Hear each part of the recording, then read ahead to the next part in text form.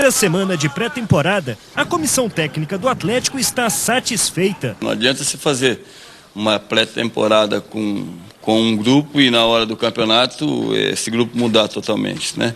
O interessante é você ter o grupo, né, de imediato fechado.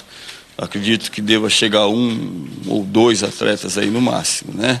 E isso facilita bastante. O ritmo de treinos é forte na cidade do Galo. E olha que tudo está apenas começando. O importante é que todos no final da pré-temporada estejam aptos e preparados e condicionados para iniciar bem uma temporada que será longa. Um dos destaques é o volante Richarlison. O jogador se cuidou bem no período de férias. O Richarlison é um atleta que realmente se apresentou, né, chamando a atenção, né? É um atleta que a gente sabe que sempre se cuidou, né? Durante as férias provavelmente ele não parou totalmente, né? Mas trabalhar com um grupo tão grande não é nada fácil. Hoje 36 jogadores participam da pré-temporada. Alguns ainda vão deixar o clube. Bem por isso, diminuem o ritmo. No planejamento, a gente está trabalhando com todos os atletas, dando a mesma atenção, né?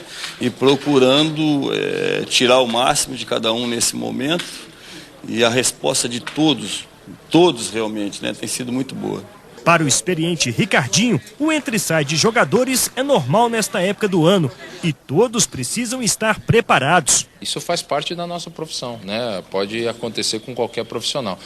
O que o atleta tem que estar preparado para tudo isso, entender isso da melhor forma possível e cada um seguir a sua vida, enfim, porque o mercado é grande, se não vai jogar no Atlético, vai jogar em outro clube, né?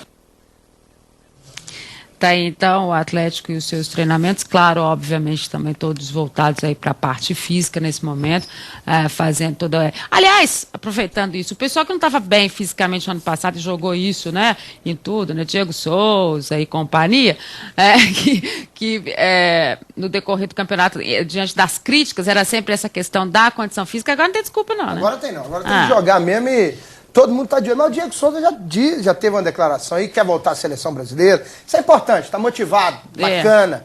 Eu acho isso ótimo. Ótimo para o Atlético, ótimo para o Cruzeiro. Tomara que todos os jogadores se sintam assim e façam a pré-temporada. Porque a pré-temporada você vai carregar para o ano todo. O ano todo. Um reforço muscular que você faz, um exercício aeróbico, anaeróbico, ali tudo. É o trabalho verdadeiro individual para cada jogador, o que ele precisa naquele momento. E hoje, né, a medicina está muito avançada. Esse exame de lactato é um negócio impressionante. Você corre um pouquinho, tira ele mostrando que você está bem, pai, mostra que você está bem. Aquilo mostra que você exagerou na série. Falar em férias, eu tô saindo hoje, né, Di? O Serginho vai se ausentar. Às vezes vai dar férias. A gente está dando férias pro Serginho, mas ele volta logo. Ele não ia ter mais. No ar não tem nem jeito. Eu tinha negado em off, mas agora vai ter que ser no ar, não tem jeito. Obrigado. Só sobre o Diego Souza, é muito importante ver o jogador com essa confiança, foi um investimento alto do Atlético, mas é uma história que eu já ouvi no ano passado e não deu muito certo. Tomara que dessa vez ele cumpra o que ele está prometendo. Mas tem tudo agora, né? Campeonato Mineiro, para poder fazer também parte de pré-temporada. Essa parte do que ano passado o Atlético fez pré-temporada para metade do time que ele jogou para fora. Mas é depois. isso que eu estou dizendo, eles jogaram muito nessa situação da questão física, e na verdade foi extremamente real. O Dorival sabe falar bem isso que ele passou na reta final com o Atlético, né? E nessa condição dele agora, ele não vai ter mais essa desculpa. Exato, os jogadores estão aí. E os reforços estão chegando no momento ainda de fazer essa pré-temporada, porque ano passado também o Atlético tinha vários jogadores chegando de contusão, Mendes, Daniel Carvalho, que depois não saiu também dessas contusões, ou seja, esse ano não tem essa desculpa, até inclusive com os reforços que estão chegando para o Atlético. Eu queria, hoje a gente está tendo aí o Ronaldo Gaúcho se apresentando lá no Flamengo, queria entrar nessa história um pouquinho, para a gente fazer uma análise aqui da seguinte questão, né? Ontem eles soltaram a história, o jornalista ia ter que mandar pergunta por e-mail, né? Vamos selecionar as perguntas. Eu falei, minha nossa senhora, que mundo que nós estamos entrando, né? Nem lá onde ele estava é dessa forma. Depois a assessoria do Flamengo voltou atrás, enfim. Mas eu queria dizer do seguinte, o Ronaldo chega num momento que eu acho que ele teve uma mancha na carreira dele que não era necessário nesse retorno ao Brasil. Da forma como tudo aconteceu, um Brasil que brigou por ele em termos de seleção brasileira num todo, né? E ele fez nessa negociação em que o irmão dele, ou sei lá quem esteve envolvido, com o Grêmio, com o Palmeiras, com o Flamengo, nesse verdadeiro leilão que ele transformou toda a carreira dele, uma péssima volta ao futebol brasileiro. Não é o comportamento de ídolo, não é o comportamento de um jogador que tem a história que o Ronaldo tem, que tem a importância que o Ronaldo tem em termos de futebol mundial. Eu acho que eu fiquei decepcionada porque muita gente diz, é o irmão, é o Assis e tal.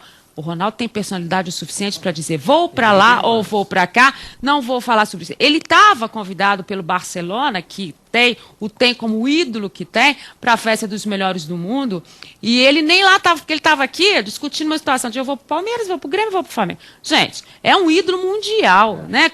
O que fizeram com a imagem dele nesse retorno dele ao Brasil? Queria ouvir a opinião de vocês. Conduziram tudo errado, eles brincaram com a imprensa, brincaram com as torcidas de Palmeiras, de Grêmio e do próprio Flamengo, convocando uma entrevista, uma coletiva para um hotel do Rio de Janeiro. Que não Chegaram lá e não nada. falaram nada. Um punhado de baboseira que não precisava nem ter falado.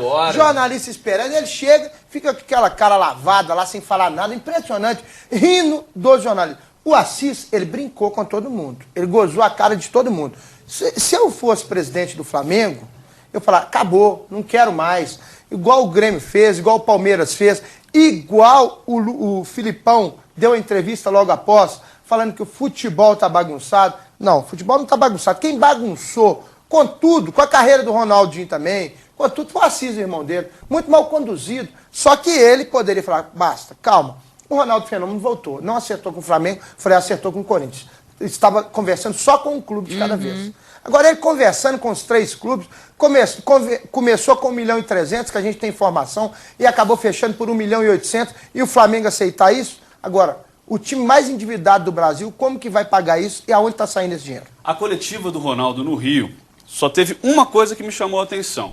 Foi quando ele virou e disse que está conversando com várias equipes e que pensa, claro, em manter um certo nível de vida. Já mostrou ali naquele momento que estava rolando um leilão. Ele ia esperar a melhor proposta. A situação era financeira. A situação era financeira, não tem essa de paixão de clube, não. Aí a torcida do Grêmio já foi deixada de lado assim, na hora. O Assis tem responsabilidade muito grande na forma como foi conduzida, mas eu imagino que ele tinha o aval do Ronaldinho. Não é culpa só do Assis, não. O próprio Ronaldo, como irmão até do Assis, sabia tudo o que estava acontecendo, autorizava ou não o Assis a tomar certas decisões. E o mais importante nessa história, que manchou, como disse Edmar, a imagem do ídolo, é lembrar o que disse ontem o Luiz Felipe Scolari no Jogo Aberto. O Ronaldo e o Assis sentaram-se com a diretoria do Palmeiras, acertaram tudo, todos os detalhes. Faltou, claro, a malícia dos dirigentes palmeirenses de colocar no papel e assinar. Depois que foi feito esse acerto, todo mundo, aliás, o Assis foi atrás de outros clubes para buscar propostas melhores. Brindou aí, com o Grêmio também, no dia isso 19 de dezembro. O departamento jurídico, o departamento jurídico do Grêmio disse que escreveu vários contratos, redigiu vários contratos, toda cláusula o Assis pedia, ele colocava. Agora, eu também culpo o Assis, claro, pela condução terrível da negociação do Ronaldinho. Inclusive, como empresário, ele tem que saber que ele não cuida só do dinheiro, ele cuida da imagem do atleta. E o Ronaldinho ficou muito prejudicado porque é um cara extremamente carismático. Ele até era desnecessária essa questão de ter que mandar pergunta por e-mail para coletivo, porque o Ronaldinho é um cara que responde numa boa, ele nunca entra em polêmica, a gente não vê o Ronaldinho entrando nisso, por isso também que ele mantém uma imagem boa. Onde você vai no mundo, o Ronaldinho é querido. Na China, no Peru, em qualquer lugar que você for, o Ronaldinho é querido. Porto Alegre não dá bom pra ele, não. O Assis manchou isso. O Ronaldinho teve isso manchado. Porém, ele tem 31 anos. Ele é um cidadão também muito crescidinho. Sabe perfeitamente que para deixar o irmão conduzir e colocar toda a culpa no irmão. Ele errou muito. Ele fez leilão, diz o presidente do Corinthians e o presidente do Grêmio, que eles estavam lá no casamento da filha do Mano Menezes, o Ronaldinho já acertado com o Flamengo, e o Assis mandando torpedo pro presidente do Grêmio, pro André Sanches do Corinthians, falou, estamos acertando por isso, e aí? Vamos conversar, vamos conversar. E aí, o que acontece? O Ronaldinho, por exemplo, foi numa balada lá em Florianópolis, viu o show da Amy Winehouse e foi recebido com moedas pelas pessoas que estavam ali. Floripa também não tá bom pra ele, não. Ou seja, quem é o sul todo ali. Então vamos pro intervalo rapidinho, já já a sequência do Minas Esporte.